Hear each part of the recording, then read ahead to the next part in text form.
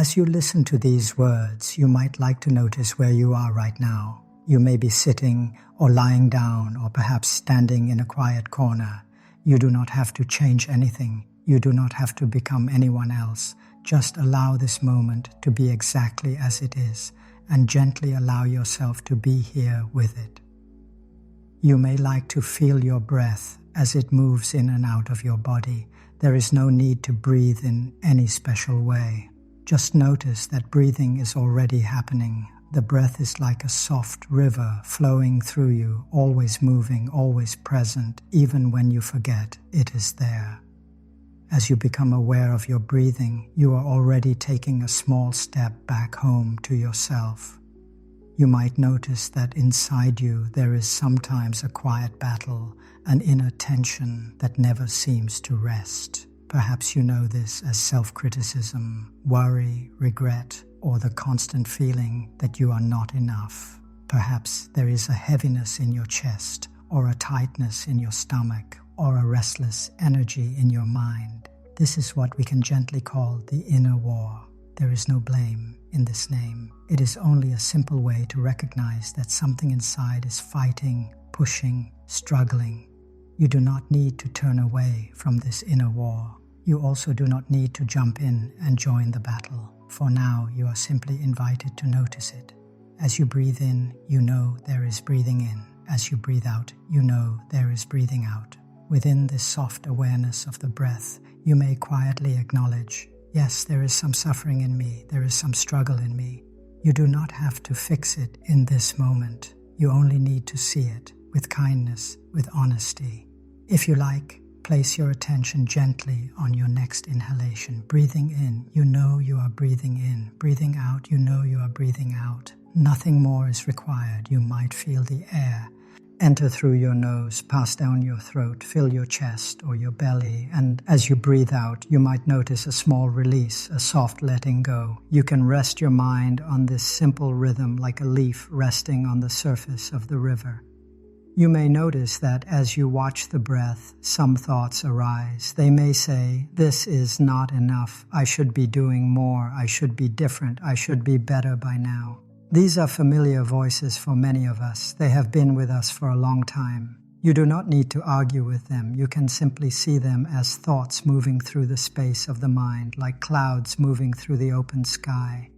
In this moment, you are not required to solve your whole life. You are not required to heal everything that hurts. You are only invited to breathe, to be present with yourself as you are. You might tell yourself silently, I am here, I am breathing, I am alive in this moment.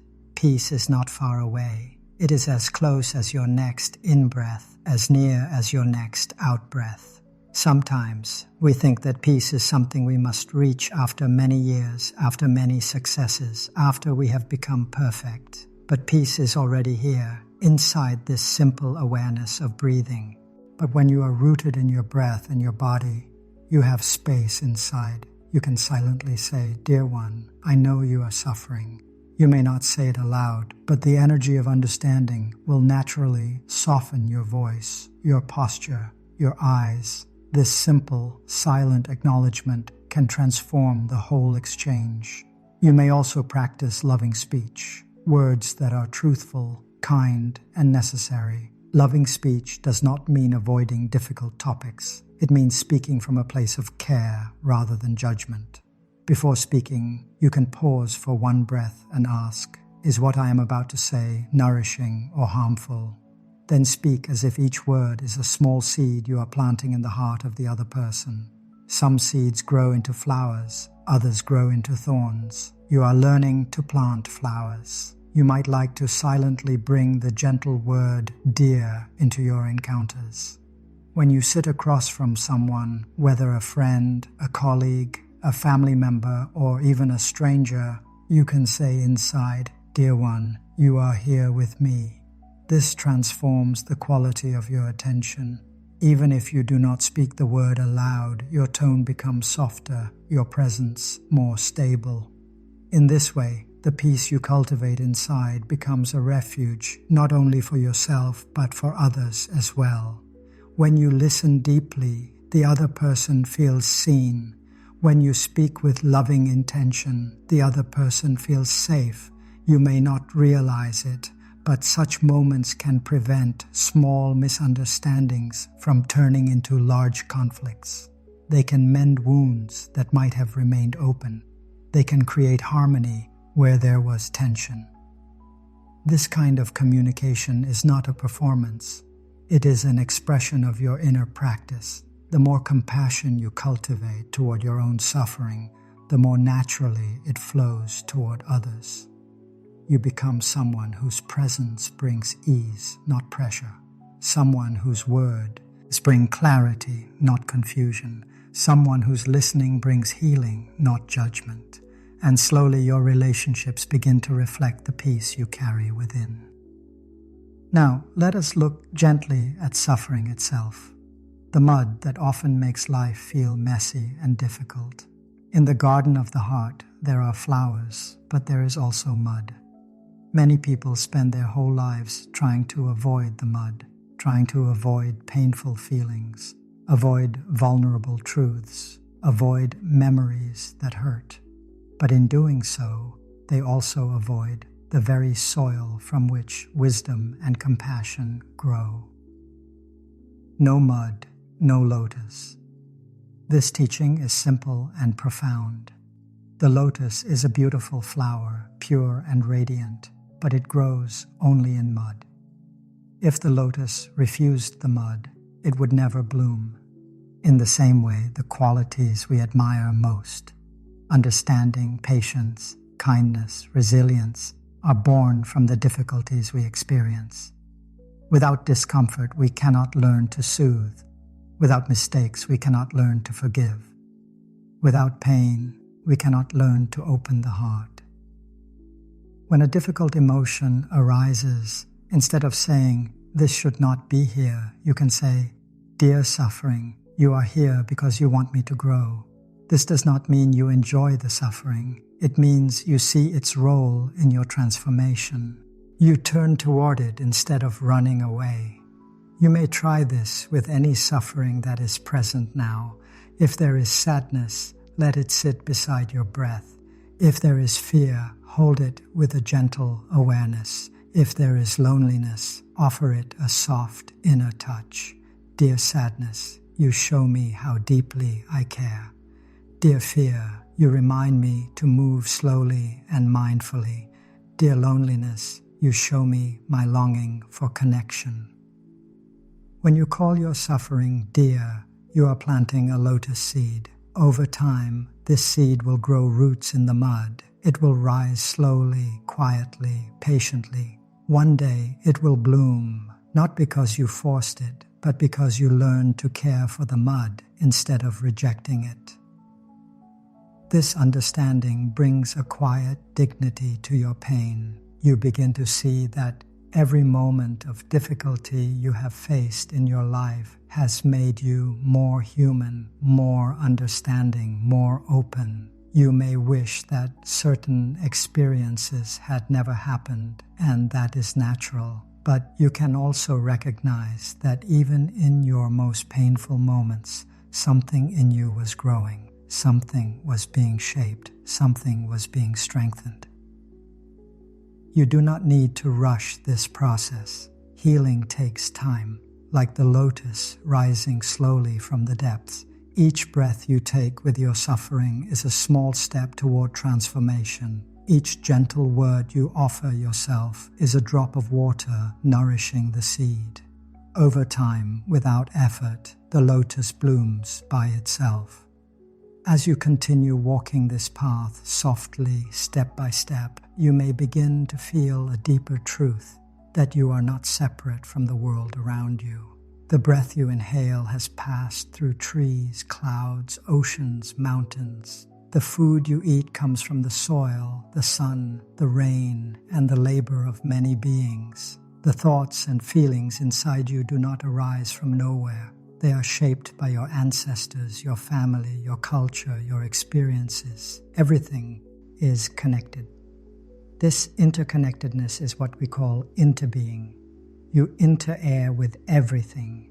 When you breathe mindfully, you are breathing with the entire universe. When you take care of your suffering, you are also taking care of the suffering of those who came before you, your parents, their parents, your ancestors, who did not know how to stop the war inside themselves. When you cultivate peace, you are ending a cycle that may have continued for generations. And when you bring peace into your own heart, this peace touches the hearts of those around you. A calm presence affects the whole room. A gentle response diffuses anger.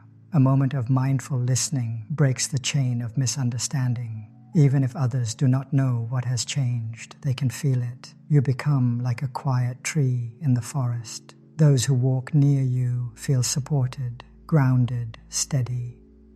You can practice interbeing in very simple ways. When you walk outside, feel the earth under your feet and say silently, "Dear Earth, thank you for holding me."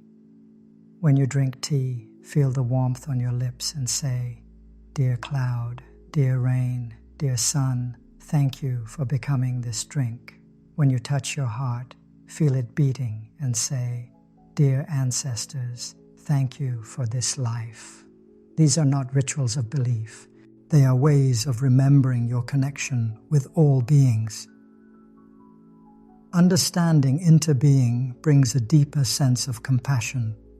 You see that others suffer just as you do. They worry, they fear, they long for love, they struggle with their own inner wars. When you speak gently to someone, you are not only helping them, you are also helping yourself. When you offer a kind look, a patient breath, a caring word, you are planting seeds of peace in the soil of the world. Slowly, you realize that ending your inner war is not a private act. It is a gift. When you stop attacking yourself, you stop attacking others. When you make peace with your own emotions, you bring peace into your family, your community, your society. This is how the world changes, quietly, from within. As we come to the end of this journey together, you may take one slow, gentle breath. Feel the air enter your body and let it soften your chest, your shoulders, your belly. Feel the out-breath release what no longer needs to be carried. Rest in this natural rhythm, the rhythm that has carried you since the first moment of your life. You have walked through the landscape of your inner world with kindness and patience. You have learned to greet your feelings with the gentle word, "Dear." You have begun to listen to yourself the way a compassionate friend would listen. You have touched the mud of suffering and seen the promise of the lotus within it. You have sensed the truth of interbeing, the deep connection between your own peace and the peace of the world. Now, as you continue your day or your night, you may hold this knowing close to your heart. Peace is not something to chase, not something distant. It is here, in your breath, in your body, in this very moment. When you say "dear" to your own suffering, you end the war inside. When you listen deeply, you offer healing to others. When you breathe mindfully, you touch the peace that has always been waiting for you. As you take your next breath, you might say silently, "Dear breath, thank you." As you breathe out, "Dear life, thank you." This is the gentle way. This is the soft path. This is how you return to yourself again and again with tenderness and presence. May you walk gently. May you speak kindly. May you listen deeply. May you rest in the peace that is already within you. Every time you return to the breath, you stop feeding the inner war for a little while. You step out of the noise and you stand on the shore, watching the waves instead of being thrown by them. Each conscious breath is like a soft bell calling you back to the present moment, to safety, to your own true home. As you rest with your breathing, you may begin to notice other things. The contact of your body with the chair or bed, the feeling of your feet resting on the floor, the air touching your skin, sounds in the room or outside the room. You do not need to push anything away. You only need to notice one thing at a time, at a gentle pace, like someone walking slowly through a peaceful garden. The inner war may still be there. Thoughts may still come and go. Feelings may still rise and fall. But now you are learning that you are not the war, you are not the storm, you are the one who is aware of it. You are the one who can breathe with it, sit with it, walk with it, without being destroyed by it. This simple seeing is the beginning of peace. As you continue, you may wish to ask yourself very softly, what is happening inside me right now? You do not need to search for a complex answer, just sense. Is there tightness? Is there impatience? Is there sadness? Is there calm? Is there numbness? Whatever you find, you can allow it to be there side by side with the breath. In this way, you begin a different relationship with yourself, a relationship of presence instead of rejection. Now let us look a little more deeply at how this inner war begins. You may notice that much of your suffering does not come from what is happening right now, but from what your mind is saying about it. The mind has many stories. It says, you are behind, you are wrong, you are not worthy, you must try harder, you should not feel this way. These stories begin very early in life. We hear critics call voices from outside, and slowly they become the voices inside. Over time, without knowing, we learn to divide ourselves. There is the part of us that judges and the part that is judged. There is the part that is strong and the part that is called weak. There is the part we show to the world and the part we hide, even from ourselves. This division is the soil in which the inner war grows. One part attacks, another part defends, and we are caught in the struggle between the two. You may have seen this pattern in your daily life. Perhaps you make a small mistake at work, and the mind shouts, "How could you do that? What is wrong with you?" Perhaps you feel afraid in a social situation, and another voice says, "You are too sensitive. You should be more confident." Perhaps you feel tired and need rest, but a harsh thought says, "You are lazy. Keep going. You do not deserve to stop." In each of these moments, one part of you is fighting another part, and the body and heart carry the wounds. It is important to understand that this inner war is not your fault. It is something learned. Parents, teachers, friends, society itself often teach us to push ourselves, to hide our feelings, to be strong, to ignore our limits, to fit in at any cost. They may have spoken harshly to us because they too were spoken to harshly. This pattern is passed from one generation to the next, like a flame that is handed down. When we see this clearly, without judgment, we begin to loosen the tight knot of blame. We are not bad for having an inner critic. We are not weak for feeling afraid or sad. We are simply human beings who have been trained, often in painful ways. To see this is already a form of freedom. When you look at your thoughts and feelings with gentle curiosity, you are no longer completely identified with them. You can say, this is a story my mind learned to tell. This is not the deepest truth about me. Right now, you might like to watch your thoughts for a few breaths. You do not need to grasp them. Just watch. One comes, another goes. Perhaps a memory appears. Perhaps a worry about the future. Perhaps an image, a phrase, a fragment of a song. Let them pass like clouds drifting across the sky. The sky does not fight the clouds. It also does not hold on to them. It allows them to come and go. You can be like that sky. If a self-critical thought arises, see if you can greet it as something familiar, not as an enemy. You might say silently, "Yes, I know you. You have been with me for a long time." And then instead of arguing with it or believing it completely, you simply return to your breath. Breathing in, you know that you are breathing in. Breathing out, you know that you are breathing out. This simple act is a way of stepping out of the field of battle, even just for a moment. As this practice becomes more natural, you begin to understand that thoughts are not commands. They are not always telling the truth. They are habits, echoes, reflections of past experiences. You do not need to push them away, and you do not need to obey them. You only need to recognize them, breathe with them, and let them pass. When you do this, the inner war loses some of its power, because so much of that war is fed by the belief that every thought must be followed. In time, you may also see that your body has been pulled into this war. The shoulders tighten when the mind is harsh. The stomach knots when the mind is full of fear. The head aches when there is too much thinking and not enough rest. The body carries the marks of the inner struggle like a field that has been walked on too heavily. To end the war, we must return to this field and care for it. We must learn to make the body a safe place again. So now, I invite you to come home to your body. You do not need to make it different. You do not need to judge it. You only need to return. First, feel the places where your body touches the surface beneath you. It might be a chair, a bed, a cushion, the floor. Notice the support that is already there, holding you up without asking anything in return.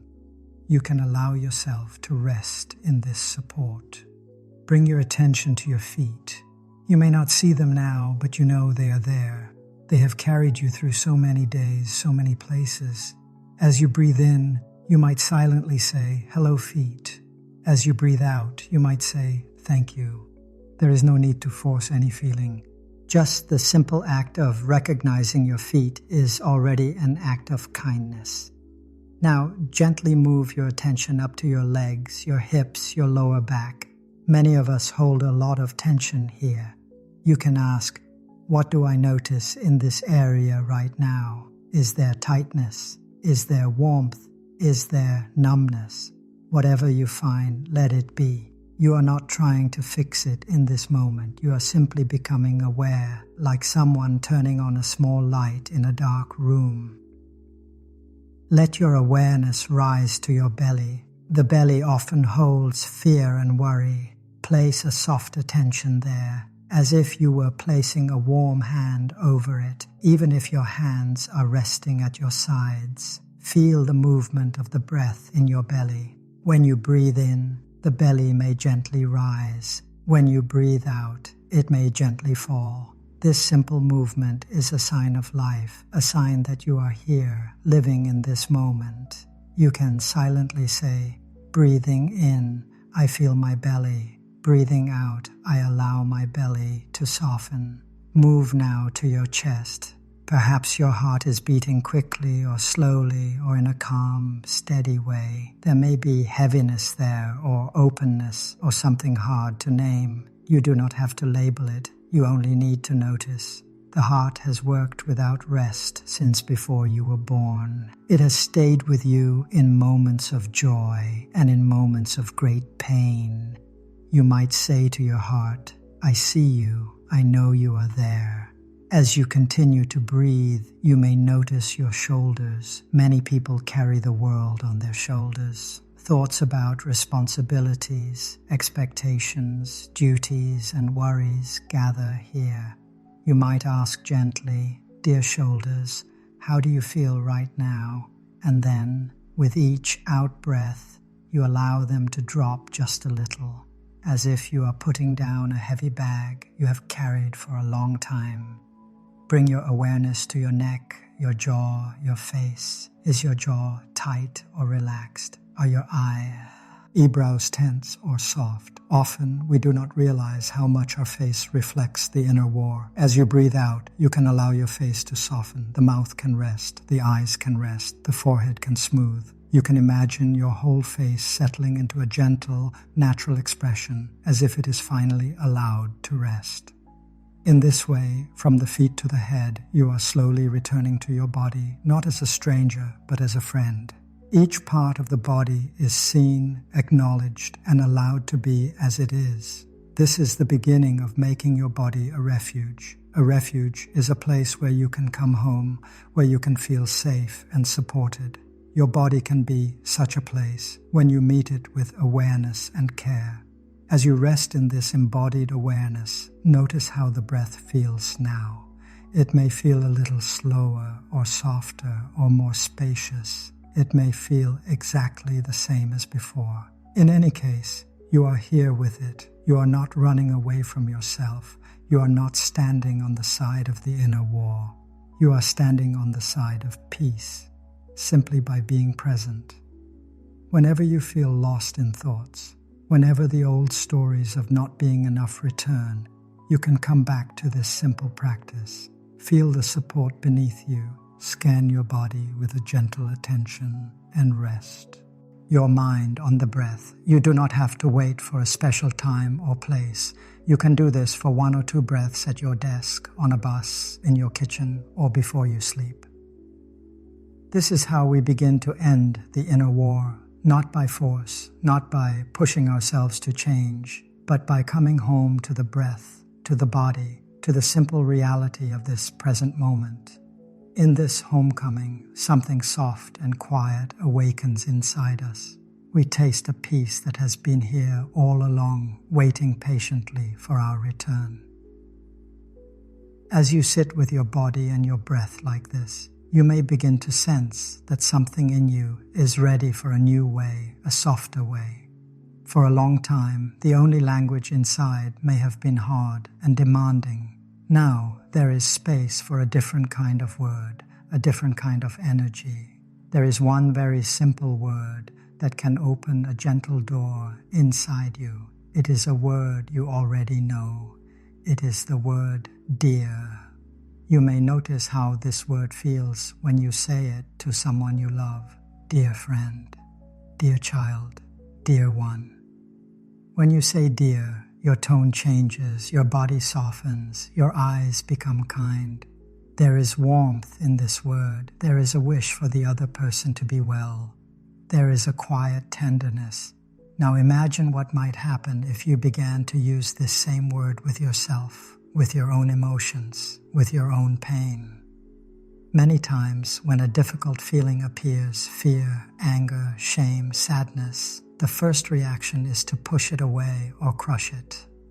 We say inside, I should not feel this. This is bad. This means I am weak. The inner war continues. The feeling becomes the enemy and we attack it. But what if, instead, you met this feeling with the word dear? Dear fear, I know you are here. Dear anger, I see you. Dear sadness, I feel you. The energy shifts right away. The feeling is no longer an enemy. It becomes something you are willing to sit with, to list, and to understand. You might like to try this now with whatever is present in you. Take a quiet breath in. As you breathe out, gently look inside. Is there any emotion sitting in your chest, in your belly, in your throat? It may be clear, it may be vague, it may be a tightness or a heaviness without a name. Whatever you find, you can softly say, Dear one, I know you are there. You do not need the perfect words. The important part is the energy of dear, the feeling of turning toward instead of turning away. When you call something dear, you are saying, you belong, you are allowed to be here. This is a very deep healing. Many of our feelings are wounded not only by the original pain, but also by being rejected again and again. When sadness is pushed away, it hurts twice. When fear is mocked, it hurts twice. When you begin to hold them with dear, you take away the second wound. You become a safe place for your own heart. You may wonder, why should I say dear to anger? Why should I say dear to fear? They cause me so much trouble. But if you look a little deeper, you may see that these feelings are there to try to protect you. Anger comes when a boundary has been crossed, when something feels unfair or painful. Fear comes when something feels unsafe or unknown. They may express themselves in clumsy or harmful ways, but at their root, they are parts of you asking for care, asking for understanding. When you say, Dear anger, I know you are trying to protect me. The anger no longer has to shout as loudly. When you say, dear fear, I see that you want me to be safe, the fear can slowly relax. You are not promising to obey everything they say. You are simply listening. You are standing beside them as a patient friend, not as an enemy. This soft attention allows the feeling to show you its message without needing to scream. Let us practice with the breath. As you breathe in, you may say silently, dear feeling. As you breathe out, you may say, I am here with you. You do not need to know exactly which feeling you are talking to. It might be a mix of many things. That is all right. You are speaking to whatever in you is suffering. With every in-breath and out-breath, you are letting this suffering know that it is not alone. Over time, this one small word can change the whole climate inside you. The inner world, which used to feel like a battlefield, begins to feel more like a garden. There may still be storms, there may still be weeds, there may still be fallen branches, but there is also sunlight, water, patience, and a gentle gardener who does not give up. You become that gardener. With deer, you water the parts of you that have long been dry and afraid. This way of speaking does not mean pretending that everything feels good. Deer is not a way of covering pain with sugar. It is a way of being honest and kind at the same time. Dear anxiety, you make my chest tight and sometimes you scare me, but I know you are here and I know you are part of me. In such a sentence, there is truth and there is compassion. Both are needed for real healing.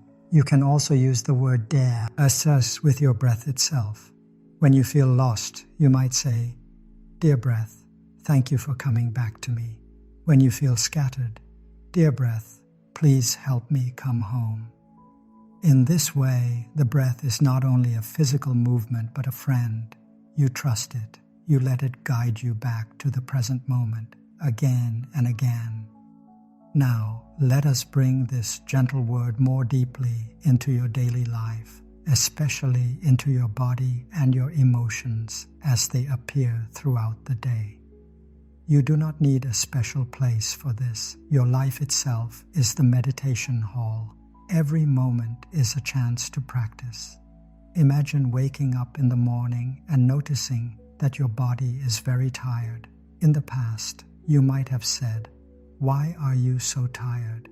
You are so lazy. You should be stronger. The day begins with blame. The inner war starts again before you even get out of bed.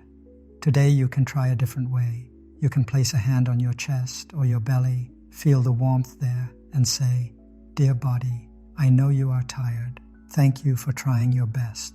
Today I will walk gently with you. When you speak like this, the body feels seen. It feels respected. The tiredness may still be there, but now it is held in kindness. You are no longer forcing yourself with violence. You are moving together with your body as a team. You may still need to work, to care for others, to carry responsibilities, but you do so with more understanding and less harshness. Perhaps later in the day you need to join a meeting or speak with someone, and you notice your heart beating faster, your hands becoming a bit cold, your stomach twisting. In the past, you might have said, why are you so nervous? This is stupid, just stop it. Again, the inner war rises. Instead, you might pause for one gentle breath and whisper inside, dear nervousness, I know you are here. Thank you for trying to protect me. I am breathing with you. You do not have to make the nervousness disappear. Just by calling it dear and breathing with it, you already reduce the struggle and create more space. You can talk to different parts of your body in this way. When your head aches, dear head, you have been holding so many thoughts. I am here with you. When your back hurts, dear back, you have carried me for so long. I want to care for you. When your eyes are tired from screens or reading, dear eyes, thank you for all you allow me to see. You may rest now. Each sentence is like a small act of healing, a small offering of gratitude. This practice is not about perfection. You will forget many times. You will catch yourself speaking harshly again. That is natural. When you notice that you have fallen back into old patterns, this is not a failure. This is another chance. You can say, "Dear habit of harshness, I see you. I know you are here and you have been with me for a long time, but I want to try something different now." Even the habit of judging can be called dear. It too wants understanding. You may find it helpful to choose one daily activity to make into a small island of this gentle practice. It can be something very simple. When you drink a glass of water, pause and feel the cup in your hand. Feel the coolness of the water as it touches your lips and moves down into your body. Silently say, "Dear water, thank you. Dear body, may you be at ease."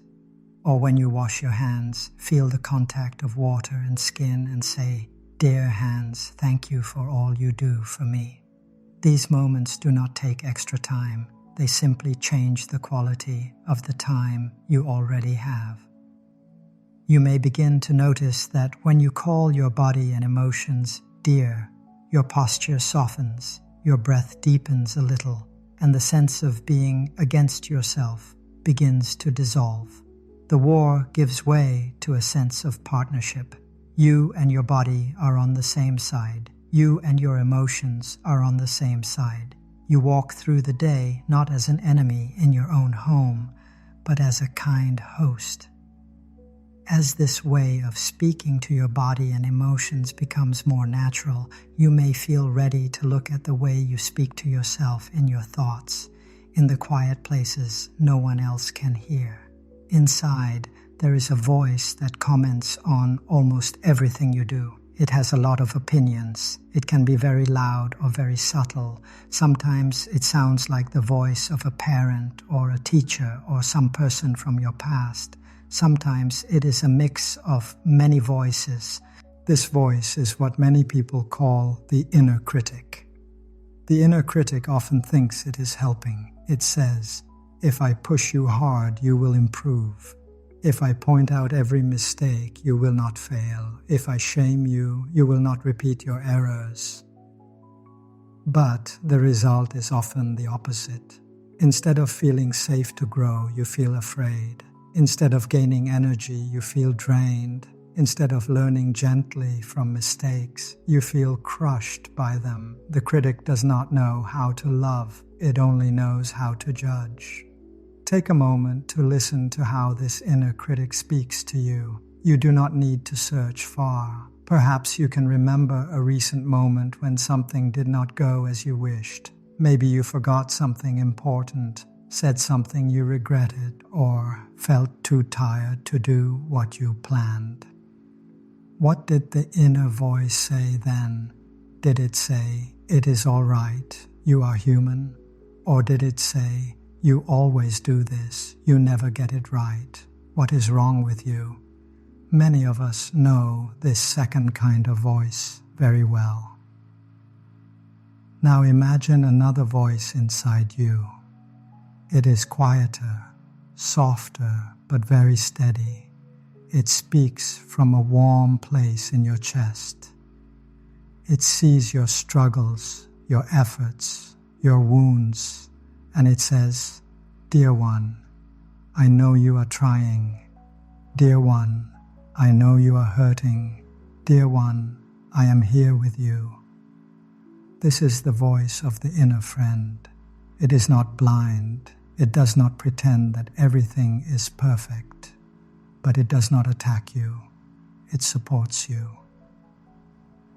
The practice now is to invite this inner friend to speak more often, especially when the critic is loud. You do not need to silence the critic by force. You only need to add another voice, a kinder one. When the critic says, "You failed again," you can breathe and answer from the inner friend, "Dear one, you did your best with what you knew then. You can learn and try again." When the critic says, "You are broken," the inner friend can answer, "Dear heart, you have gone through so much. No wonder you feel this way. You are worthy of rest and care. You can also speak directly to the critic itself, using the gentle word. Dear critical voice, I know you are trying to keep me safe. I know you are afraid of what will happen if I make mistakes. Thank you for your intention, but your way of speaking hurts me. I need to learn another way. In this way, you are not at war even with your critic. You see it as a part of you that is frightened and confused. You hold it in your awareness, just like you hold fear or sadness. Whenever you notice harsh inner words, you can pause and ask, if I were speaking to a dear friend who is suffering in the same way, what would I say? You would not say, you are worthless, you should be ashamed. You would say, I see how hard this is for you. You are not alone. It is all right to be as you are right now. Then you can offer those same words to yourself. It may feel strange at first, but with time, it becomes more natural. You might practice by writing a few gentle sentences to yourself, beginning with the word dear. Dear self, I know you are doing your best. Dear self, I know you are learning and growing even when it is not visible. Dear self, I am sorry for the times I have been harsh with you. You can read these sentences slowly, breathing with each one, letting the meaning sink into your body, not just your mind. Over the days, you will still forget and fall back into the old habit of inner attack. When you notice that, do not attack yourself for attacking yourself. Do not say, I am so bad at being kind. Instead, simply smile a little inside and say, Dear habit, I see you. I have practiced you for many years. It is no wonder you are strong, but now I am learning something new. Then take one gentle breath and offer yourself one kind sentence. One sentence is enough to begin again.